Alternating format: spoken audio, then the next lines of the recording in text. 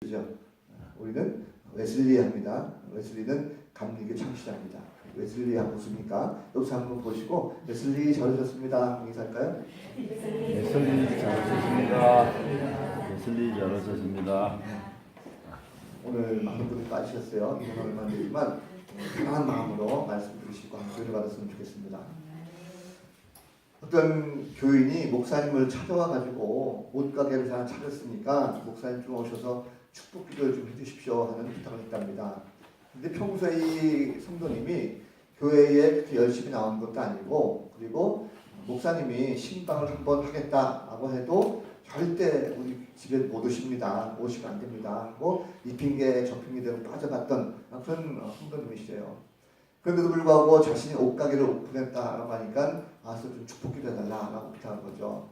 그래서 어쨌든 이 목사님이 가기로 마음먹고 갔답니다. 약속한 날. 그런데 막상 가서 보니까 그 상점이 아직까지 정식으로 오픈이 다 안 된 그런 상태래요. 그래서 딱 도착하자마자 그 성도를 보니까 뭐가 바쁜 일이냐, 막 이리 뛰고 저리 뛰고 막 정리하고 막 이러니까 목사님이 와 있음에도 불구하고 어디 하나 자리 내주지도 않고 그냥 한 20분 정도 이렇게 서 있게 됐답니다.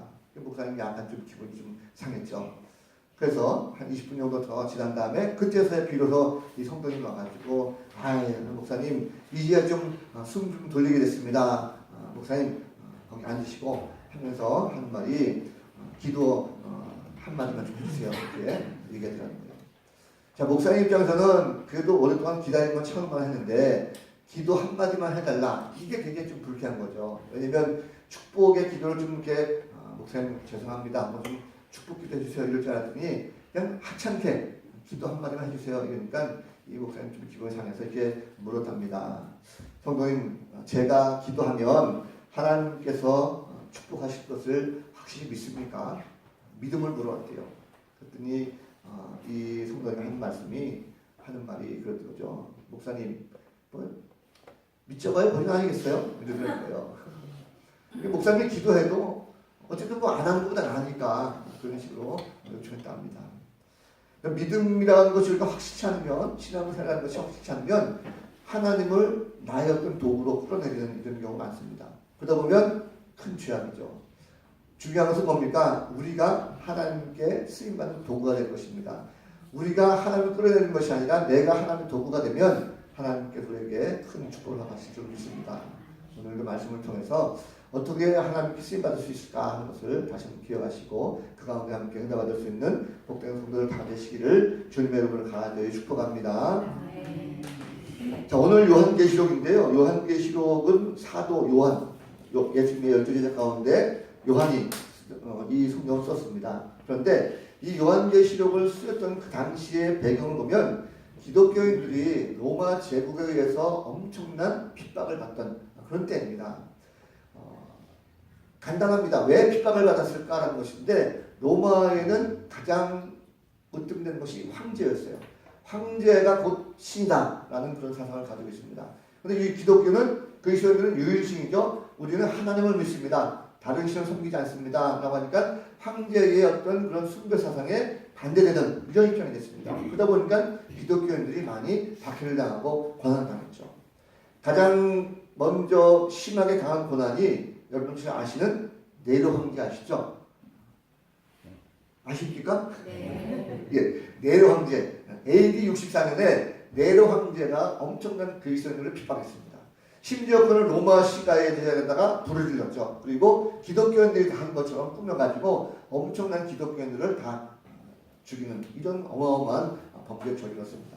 그런데 사실 이 네로 황제보다도 더 심한 핍박이 있었어요. 그것이 언제냐면 AD 90년경에 바로 핍박이었습니다. 그때에 도미티안이라고 하는 이 황제가 그 황제에 오르면서 기독교인들을 더욱더 심하게 핍박합니다. 자, 네로 황제보다도 더 심하게 핍박한 이유는 뭐냐면 네로 황제는 황제를 신급으로 이렇게 생각하고 직접적으로 섬기지 않았어요. 그런데 도미티안 황제는 내가 곧 신이고 세상의 다른 종교는 다 없앴습니다. 내가 곧 주인이다라는 개념을 받았기 때문에 사람들에게 나를 보면서 나를 주요 신이라고 고백하지 않으면 다 잡아들이자 할 정도로 어마어마하게 핍박했어요. 그러니까 이 백성들이 유대인들이 굉장히 힘들었던 시대가 됐죠. 자, 그때에 이 박해를 받았던 그 지역 로마의 통치를 받았던 로마와 소아시아 지방까지도 다 확산돼 가지고 그때 에베소 교회의 감독이었던 이 사도 요한이 결국은 반모섬이라고 하는 곳으로 추방당하게 됩니다. 거기서 바로 이 요한계시록의 말씀을 적었습니다. 자, 그 말씀을 보면 아시아 7교회에 편지를 쓴다라고 하면서 오늘 본문을 보니까 예수님께서 죽은 자들 가운데 먼저 부활하시고 또 만왕의 왕 되신 그 예수 그리스도의 이름으로 먼저 축복하는 인사가 있습니다. 그리고 그리스도께서 우리를 사랑하셔서 그의 피로 우리를 죄에서 사하시고 구속하셨고 또 주님은 다시 오실 것이다 라고 말씀하고 있습니다. 자, 8절 말씀을 보면 그리스도는 알파요 오메가 나오는 말씀하면서 이전에도 있었고 저에도 있었고 장차 올 자여 전능한 자라고 선언하고 있습니다. 이 말은 쭉 보면 부활하신 주님께서 과거에도 있고 현재에도 계시고 앞으로도 그 주님은 계속적으로 계실 것이다 라는 뜻으로 해석할 수가 있습니다.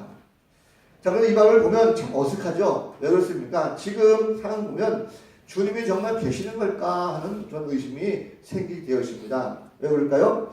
자, 요한이 계시록을 쓸 때는 로마로부터 엄청난 박해를 받고 있었다라고 말했습니다. 그런데 사실 이 상황을 보면요, 로마의 황제에 의해서 핍박만 받고 있었던 것이 아니라 그리스도인들이 왜 더 힘들게 됐냐면 당시에 그 소아시아 지역에는 많은 유대인들이 흩어져 살고 있었습니다. 그 인원이 한 100만 명 정도 된다고 해요. 자, 유대 공동체가 그 100만 명 가운데 흩어지고 있는데 유대 공동체는 유대인들의 모임입니다. 거기는 율법을 준수하고요. 그리고 하나님을 믿었던 바로 바리새인들, 율법사들, 대제사장들 이런 부류의 사람들입니다. 예수를 안 믿은 거죠.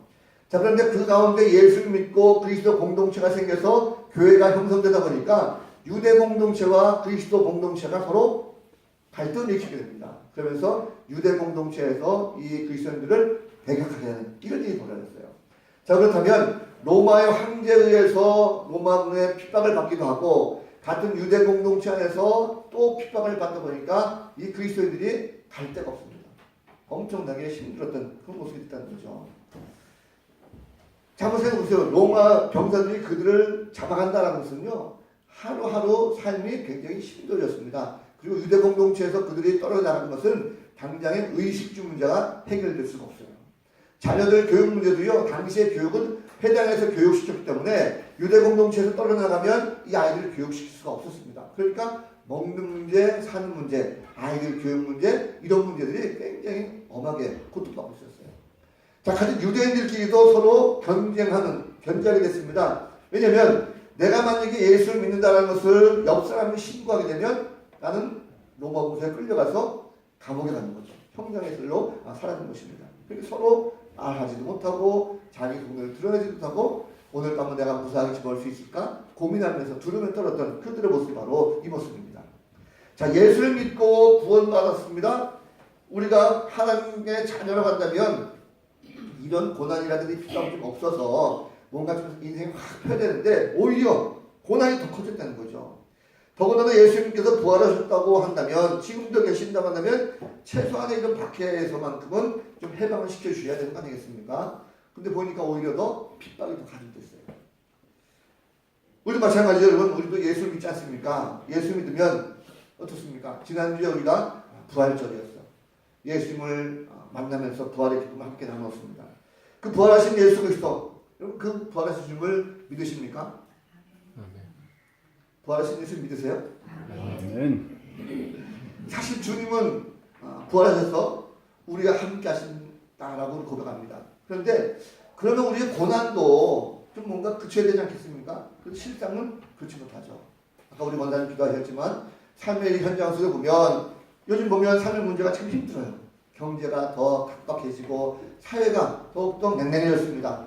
다들 자기의 이익에만 눈이 멀어가지고요. 남을 살피지 않아요. 이런 사회가 되어버렸습니다. 남들이 행복하면 그 행복한 꼴을 못 보죠. 어떻게 해서든 이걸 짓밟으려고 하는 이런 사회가 되어버렸어요. 개인적인 이기주의가 강하고 남들이 조금이라도 잘 되면 시기하고 실패해서 요즘 보면 뭐 조현병이라 가지고 나는 하지 못하는데 남들이 행복해 보이니까 막 칼로 죽이기도 하고 이런 일들이 비일비재합니다. 지금도 예수님께서 계신다면 믿음의 자녀들 좀 잘 좋게 책임져 주셔야 되는데 나아지는 것이 아니라 사회가 또 우리가 모든 공동체가 더욱더 핍박당하고 어려움당하는 이런 모습 되버렸어요. 왜 그럴까라는 거죠. 믿음이 없으면 주님의 부활을 믿지 못합니다. 자꾸 의심이 되는 거죠. 부활하신 주님이 현재도 우리가 함께 계신다는 것을 우리가 알지 못해요. 자, 초대교회 성도들 지금 무지하게 박해당하고 있었습니다. 다른 이유가 아니었어요. 하나, 예수를 믿었다는 거. 황제를 숭상하지 않고 예수를 믿었다는 그 이유 때문입니다. 그런데 그것이 믿는 자들에게는 엄청난 고통이 되는 거죠. 그냥 쉽게 나는 안 믿어. 난 포기해버리면 되는데 그 때문에 지금 엄청난 고통을 당하고 있습니다. 근데 오늘 보니까 사도 요한은 부활의 주님은 지금도 계시다는 거예요. 주님은 오늘 말씀 가운데 현실 속에 계신다는 것을 우리에게 알게 하십니다. 사도 요한이 오늘 본문 가도 보니까 반복해서 하는 말씀이 있습니다. 그것이 뭐냐면 이제도 계시고 전에도 계셨고 장차 오시리이다 라고 하는 말씀. 4절 말씀에도 있고 8절 말씀에도 있죠. 자, 짧은 본문 안에서 이렇게 두 번씩이나 이제도 계시고 전에도 계셨고 장차도 오실 것이다 라고 하는 두 번씩을 표현한 것이 뭘까 하는 것입니다. 아주 굉장히 독특한 표현입니다. 이것은 바로 하나님의 어떤 분이신가 하는 것을 이렇게 말씀하고 있어요. 자, 하나님 어떤 분이십니까? 모세의 구약성경에 보면 출애굽기 3장 14절 말씀 가운데 하나님 누구신가 하는 것을 아주 명확하게 적어놓은 구절이 있습니다. 자, 하나님은 타지 않는 떨기나무 가운데 불로 임재하셨어요. 그 하나님께서 모세에게 스스로 하나님의 정체성을 밝힌 말씀이십니다. 뭐라 말씀하십니까? 하나님은 스스로 있는 자다. 그랬어요. 성경 말씀 보니까 I am who I am. 나는 스스로 있는 자다. 내가 곧 나다라는 말씀하셨어요. 이 말씀은요, 하나님께서는요, 신약에서 바로 넘겨보면 현재도 계신 분, 현재도 스스로 계신 분 이렇게 해석할 수가 있습니다. 그렇다고 한다면 하나님께서 구약시대에 모세를 통해서 나는 스스로 있는 자다라고 말씀하셨다면 여러분 하나님은요 시공을 초월하신 분이십니다. 그 하나님께서 인간으로 탄생하셨어요. 인간으로 오셔서 그 인간으로 오신 분이 바로 예수 그리스도십니다. 주님이 나타나셔서 말씀하셨어요. 그 주님께서 현재도 계신 분이다. 이 뜻은 바로 하나님께서 지금도 계신다는 것을 말씀하고 있습니다. 자, 이 말씀은 굉장히 중요합니다. 여러분 하나님께서 말씀하신 것 가운데 신약시대에 와서 예수님은 십자가에 달려 돌아가셨지만 다시 주님은 부활하셨어요. 주님도 역시 시공을 초월하십니다. 부활의 주님은 현실 속에 계셨어요. 자, 이 말씀이 이 당시에 성도들에게 큰 위로와 힘이 됩니다. 왜 그렇습니까? 단지 주님께서 부활하시고 승천하셔서 우리 눈에 안 보이니까 그냥 먼 훗날 주님이 가셔서 우리가 죽은 이후에 먼 훗날 천국 가면 주님을 볼 줄 알았어요. 그런데 그것이 아니라는 거죠. 지금 너희들이 현장 가운데 고난당하고 핍박당하고 환난 가운데 있는 그 상황 속에서 부활하신 주님은 멀리 계신 것이 아니라 지금 이 자리에 현재 너희와 함께 계신다는 것을 말씀하는 것입니다. 여러분 부탁한다면 살아계신 주님께서 지금 현재 나와 함께 하신다고 하니까 이것이 엄청난 큰 힘과 위로가 된다는 거죠. 여러분 그렇습니다. 주님은요 우리가 안 보이니까 멀리 계신 것 같지만 그렇지 않습니다. 지금 계신 줄을 믿으시기 바랍니다. 우리가 사는 이 세상은요 마냥 행복한 것이 아니죠. 인생을 살다 보면 우리가 우여곡절이 참 많습니다. 우리가 인생을 그냥 예수 잘 믿어가지고 평탄하게 쭉 가면 얼마나 좋겠습니까? 그런데 인생을 살다 보면 안 그러잖아요. 환난이 닥치고 역경이 따릅니다. 때로는 내가 어떤 실수해가지고 스스로 당하는 그런 고난도 있어요. 그런데 살다 보면 내가 스스로 실수해서 당하는 고난보다도 외부로부터의 어떤 사람이 나에게 힘들게 하는 이런 경우가 많습니다. 직장에서 상사에게, 가정에서 부모에게, 또 자녀에게, 혹은 친척들에게, 이웃들에게, 교회 공동체에서 마찬가지죠. 이런 사람들과 사람들에서 나에게 힘들게 하는 이런 핍박과 환난이 있다는 것입니다. 그럴 때 사람들은 어떻게 합니까? 막막하기도 하고 절망하기도 하죠. 두려워서 생각이 됩니다. 여러분 그러나 주님을 생각해 보십시오. 여러분 주님이 함께 하신다 말씀하고 있습니다. 우리의 모든 질고와 아픔을 주님께서 지금도 나를 붙잡고 계시다.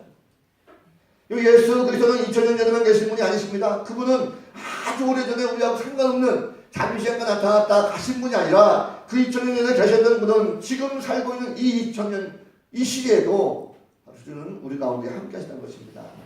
내가 힘들고 어려울 때 고난의 현장 가운데 있다 할지라도 하나님께서 지금 나와 함께 하시는 현재의 주님이시라는 것을 꼭 믿으시기 바랍니다. 그래서 믿음은요, 현재 진행형이 되어야 됩니다. 자, 초대교회 엄청난 박해를 신나고 있었습니다. 특별히 요한계시록을 쓸 당시의 황제 도미티안은요, 전 지역에 전 제국적으로 굉장히 기독교를 박해했습니다. 이런 가운데 믿음을 지키는 건 쉽지 않았어요. 내가 자칫 잘못하면 순교 현장으로 끌려갑니다. 죽음을 덮보게 됐어요. 순교를 각오하지 않고는 믿음을 지킬 수가 없었습니다. 자, 그럼에도 불구하고 이 성도들이 끝없이 끝까지 믿음을 지킬 수가 있었던 이유가 뭘까라는 것입니다. 그것은 그들이 받아들일 때 예수님이 현재에 살아계신다는 것이 단순한 이론에 그칠 것이 아니라 그것이 실제로 그들 마음속에 경험된 거예요. 주님의 그 부활하신 주님이 단순히 성경적인 말씀만 있는 것이 아니라 주님의 현재적인 임재를 성령을 통해서 내가 경험하게 되니까, 그 주님을 만나게 되니까 그 마음속에 강하게 그 말씀 가운데 힘이 생겼다는 것입니다. 초대교회 성도들은요, 자신의 삶 속에 주님이 깊이 개입했다는 것을 그들이 알게 됐습니다. 단순히 믿음의 선진들이 경험했던 그 예수님, 그래서 말씀으로 들었던 이 예수님이 아니라 지금도 살아계셔서 나와 함께 하시고 그 나를 붙들고 계시는 그 주님을 체험하다 보니까 그것이 믿음으로 고백이 되어지고 그 입술로 주님 앞에 나올 수가 있다는 것이죠. 믿는 자들은요, 하나님 은혜가 계속적으로 이어집니다. 그래서 우리의 믿음이라는 것은요, 곰곰이 생각해 보십시오. 내 믿음은 과거의 믿음입니까? 아니면 현재 진행형 믿음입니까? 어떤 분은 과거에 집착하시는 분이 계세요. 나 한때는 그랬어. 내가 처음에 예수 믿을 때는 정말 열심히 믿었어. 기도도 열심히 하고, 그때는 힘들고 어려운 문제가 생기면 그냥 새벽마다 나와가지고 붙들고 기도하고 하나님 앞에 무릎 꿇고 하니까 그때 하나님께서 도우셨어 라고 많은 간증을 해요. 그런데 그것은 과거인 아니겠습니까? 지금도 주님은 살아계시고, 지금도 주님은 나와 함께 계시고, 지금도 주님은 내 기도를 듣기로 하셔요. 그렇다고 하면 우리가 믿음 가운데 과거에 내가 어렸다 이랬다 하는 것이 아니라 현재 나의 고난과 아픔이 있다고 한다면 그 믿음 가지고 나와서 확실하게 주님을 붙들고 그 부활하신 주님이 지금 이 자리에 함께 계신다고 하는 그 고백을 통해서 믿음을 가져가면 얼마나 좋겠습니까? 주님은 분명 부활하셨습니다. 그 부활하신 주님은 우리의 믿음을 보고 계셔요.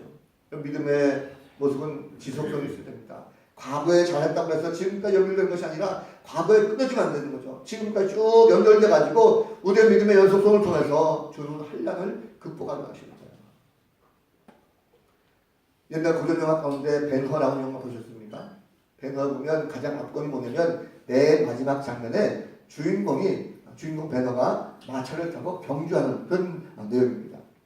그 주인공이 찰턴 헤스턴이죠. 찰턴 헤스턴이 그 신을 찍기 위해 가지고요, 마차 보는 법을 배웠다고요. 열심히 마차를 막 훈련하고 계속적으로 훈련했습니다. 근데 그 신을 찍을 때가 됐어요. 찍을 때가 됐는데 감독이었던 윌리엄 마일러 감독이 물었습니다. 여보게 이제 마차 타는 법을 다 익혔나? 라고 물었대요. 근데 찰턴 헤스턴이 연습을 많이 했는데 이게 좀 제법 할 수가 있을 것 같습니다. 그런데 경주에서 내가 이길 수 있을지 장담 못하겠어요 라고 얘기했대요. 근데 감독이 하는 말이 웃으면서 걱정하지 마. 자네는 그냥 마차만 타고 있어. 내가 이기게 해줄게 라고 얘기하는 거예요. 이미 각본상 주인공이 우승하게 돼 있지 않습니까? 감독은요 이미 다 각본 짜가지고 그 어떤 일 있다 할지라도 다 이기게 만들어놨어요.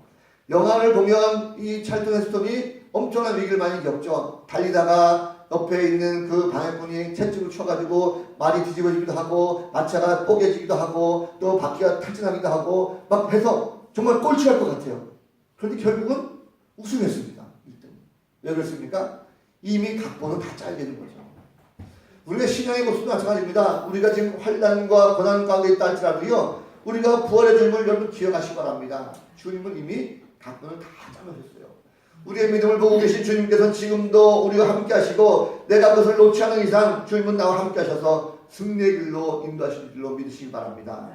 그래서 성도들 되지 않겠습니까? 힘들 걸을 때 주님 붙들고 나갈 수 있는 그런 복된 손들 다 되시기 바랍니다. 여기 요한계시록은요, 많은 사람들이 이해할 때 굉장히 어려운 책, 상상을 섭는 책, 감춰진 책, 묵시록이다, 알 수 없다, 미래 예언책이다 이렇게 말씀하시는 분이 많아요. 그렇지 않습니다. 지금 이 책은요, 로마 제국의 기독교인들 가운데 기독교는 다 죽이겠다라고 하는 그 상황 속에 주후 1세기 말, 약 90년경에 이 성경이 쓰였어요. 그렇다고 하면 이 성경을 쓴 요한의 마음이 과연 어딨냐? 하나님께서 요한에게 왜 이 말씀을 쓰겠는가라는 소리가 알아야 됩니다. 생각해보세요. 극심한 고난 가운데 있는 그리스도인들에게 이 말씀을 전해서 읽으라는 것은 어떤 의미가 있겠습니까? 미래에 2000년 뒤에 세계가 어떻게 될 것이다, 이 말씀하시는 것이 아니에요. 당시에 예수 믿고 고난당하고 있는, 죽음 가운데로 내몰리고 있는 많은 그리스도인들에게 이 말씀을 주면서 너희들에게 생명을 줄 거야, 너희들에게 영원한 천국이 있으라고 하는 희망을 거기에 담겨주고 있습니다. 그래서 이 말씀은요, 소망으로 가득 찼습니다. 어떤 미래에 뭐가 나타나 이것이 아니라 당시에 억압당하고 있는 모든 그리스도인들에게 예수는 살아계시고, 그리고 지금도 역사하시고 앞으로도 너희에게 올 것이고, 그 주님을 믿기만 하면 결코 현실의 고난도 너희가 이길 수가 있다라고 말씀하는 거예요. 이 말씀을 보고 이 성도들은요, 정말 놀라운 것은 뭐냐면, 주님의 그 말씀하신 것을 보고 미래를 바라보면서 현실을 바라보면 비록 어둡고 힘들고 죽음이 앞을 가리지만 미래를 보면 그 소망 가운데 영원한 천국이 거기 안고 있습니다. 그러다 보니까 과감하게 신앙을 고백을 하면서 사대불로 가더라도 그 어떤 것이라 할지라도 담대하게 믿음을 통해서 나갈 수가 있다는 거죠. 여러분, 혹시 우리도 고난당할 수 있다면 여러분, 그것은 결코 나쁜 것이 아닙니다. 애매히 당한 고난은요, 하나님께서 반드시 갚아주십니다. 때로는 고난당한 것이 내게 유익이 됩니다. 그 고난을 통해서 내가 주님을 만날 수가 있고 주님을 알 수가 있습니다. 현실의 암울함 때문에 여러분 결코 포기하지 마십시오. 주님은요, 믿음을 가지고 있는 사람들에게 현실 속에서 미래와 소망도 보게 해주시기로 믿습니다. 미래를 바라보면요, 희망이 생기고 소망이 있는 거예요. 현실에 비록 실패를 했달지라도 다 극복하고 새로운 환경 속에서 하나님을 만나는 이런 역사가 반드시 있게 된 것입니다. 답답한 마음이라 할지라도 하늘을 바라보고 희망을 찾는다고 한다면 더 이상 우리가 그것이 부족하겠습니까? 중요한 것은 믿음이 있느냐 없느냐에서 오는 차이입니다. 내가 믿음이 없다면 소망을 바라볼 수 없습니다. 그러나 믿음을 가진다면 소망을 바라볼 수가 있다는 거죠.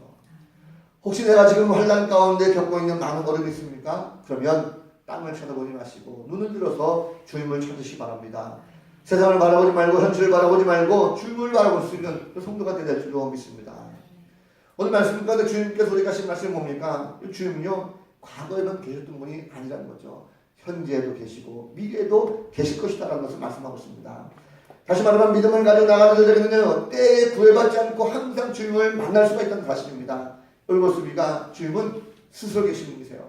그분은 어떤 피조물 해도 제약받지 않는 분이십니다. 주님은 부활의 능력을 가지고 있죠. 그렇다고 한다면 죄악의 모든 세상을 다 이기시고 승리하신 그 주님이 지금도 나와 함께 하신다면 우리는 그분을 믿고 승리할 수가 있다는 사실입니다. 여러분, 예수님을 어떻게 생각하십니까? 나에게 예수님은 어떤 존재를 있습니까? 멀리 신화 속에 나오는 주인공 결코 아닙니다. 2000년에 잠깐 왔다가 살아신 그분이 아니라는 거죠. 주님은 지금 내 앞에 삶 가운데 치열한 장정 속에 있는 내 삶의 모습 속에 함께 계신 분이십니다. 멀리 계신 것이 아니라 주님은 내 믿음이 내 삶 가운데 내 가정에 내가 서 있는 곳에서 역사하시는 분이세요. 주님은 어제도 계시고 오늘도 계시고 장차 내일도 계실 분이십니다. 그분은 알파와 오메가, 즉 다시 말하면 처음과 나중에 분이세요. 우리는 그분을 지금 믿어야 될 것입니다. 믿음은 부활하신 예수 그리스도께서 지금도 나와 함께 계심을 고백하는 것입니다. 나의 모든 죄를 다 담당하시고 그리고 십자가에 죽으심을 알면 모든 죄를 다 사주셨다는 것을 우리가 믿어야 할 것입니다. 믿음은 현재 진행형입니다. 과거로 끝나는 것이 아니에요. 과거에 역사하신 주님은 지금도 역사하신다는 것을 믿으시기 바랍니다. 많은 분들이 역사 좋아하셔가지고 2000년에 예수님께서 부활하셨어 그러지만 결코 그렇지 않습니다. 지난주에 부활절 행사가 끝났지만 부활절 이례적 행사가 끝난 것이 아니라 제가 현수막을 일부러 앉았습니다. 주님은요, 지난주에도 계시고 지금도 부활하셨어요. 믿음 속에 있는 자녀들은 더욱더 큰 하나님의 능력을 체험해 주십니다. 초대교회 성도들 가만히 생각해 보세요. 박해가 두렵지 않았어요. 이들은 부활의 주님이 나와 함께 하신다는 것을 신앙을 통해서 고백하다 보니까 비록 사자가 우르렁거려도 채찍이 나를 기다린다 할지라도 창과 칼이 나를 기다린다 할지라도 기꺼이 그곳에 가서 주님과 함께 평안을 누릴 수가 있었습니다. 마음이 좁혀지거나 걱정이 없었어요. 남들이 나에게 무엇이라든지 간에 나는 오히려 기쁨을 다 받을 수가 있었습니다. 현재 고난이 있다 할지라도 영생에 대한 소망, 미래에 대한 소망이 있기 때문에 그들은 주님과 함께 늘 기뻐하고 십자가의 길을 동행하는 그런 성도들 되었습니다. 자, 여러분 지난주에 부활절을 말씀드렸는데 우리가 부활절을 맞이해서 기쁨을 함께 나눴죠. 달걀도 삶아서 나누고 그리고 또 여러 가지 애찬도 같이 나누고 많은 음식도 하면서 교회도 나눴습니다. 그 부활의 기쁨 우리가 과연 간직하고 있습니까? 많은 분들이 부활절만 되면 함께 막 기뻐하고 그러다가도 그 다음날 되면 또다시 고난주간이 되버려요. 왜 이렇게 힘들게 사는지 모르겠어요. 그럼 부활은요 지금도 주님께서 역사하십니다. 그래서 우리는 부활 사건을 매일매일 깜짝깜짝 놀라게 느끼게 될 줄로 믿습니다. 주중에 제가 유난히 뷔페 음식을 많이 먹었어요. 부활절날 우리 뷔페 음식 먹었죠. 낮에 저녁 때는 근처에 있는 목동교회 100주년 기념 행사 있어가지고 거기서 뷔페 먹었습니다. 그리고 주중에는 또 연회가 있어가지고 목요일날 금요일날 또 점심 때 뷔페 먹었고 어제 또 결혼식이 있어가지고 결혼식 갔다가 뷔페 먹었어요. 뷔페를 먹으면서 제가 느끼게 깜짝 놀란 게 있어요. 뭐냐면 뷔페에 가면 항상 놀라는 것이 와 이렇게 음식이 많나? 어마어마한 음식 있잖아요.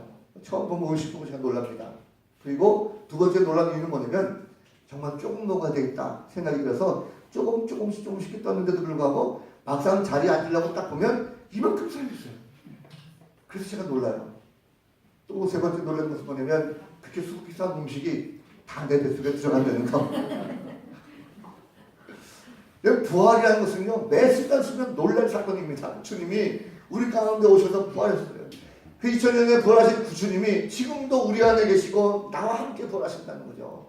어느 순간 내가 마지막 죽는 그 순간에도 주님이 나와 함께 계시고 마지막 주님이 재림하실 때 나도 주님과 함께 더불어 부활하고 주님과 함께 영생한다는 이 부활 사건은요 우리가 매일매일 깜짝깜짝 놀라야 될 것이고 부활의 증인이 우리가 되야 될 줄로 믿습니다. 자, 말씀을 정리합니다. 여러분 부활은요 지금도 유효합니다. 믿음은 현재 진행형입니다. 나의 믿음이 과거에만 머무르면 안 됩니다. 부활절날이라고 해서 부활절만 예수님을 인정한 것은 결코 안 되는 거죠. 부활하신 주님은 지금도 내 안에서 역사하시는 줄로 믿으시기 바랍니다. 그런 주님을 더욱더 깊이 하시기 바랍니다. 단순히 그냥 하지 말고 더욱더 주님과 만나는 이런 영적 교통이 있어서 늘 주님을 만났으면 좋겠습니다. 4월에도 마지막 주가 됐습니다. 다음 주부터 또 5월달 되는데 5월달은 가정의 달이죠. 우리가 가정을 위해서도 그렇고 많은 것들이 있습니다. 기도할 것이 많은데 이왕이면 영적으로 많이 좀 성숙했으면 좋겠어요. 새벽 기도가 특별 새벽이 끝났지만 이제는 우리가 가정을 위해서라도 가족을 위해서라도 교회에 위해서라도 함께 기도해야 될 것입니다. 주중에 몇 시간 좀 많이 나오시고 그리고 새벽에도 나오시고 매 순간 기도해서 부활하신 주님을 늘 기억하시고 그 주님이 현재 나와 함께 하신다 사실을 꼭 기억하면서 한 주간 동안도 믿음 가운데 승리하시는 복된 성도들 다 되시기를 우리 구주 예수 그리스도 이름으로 간절히 축원합니다. 기도하겠습니다. 걸어가시는 하나님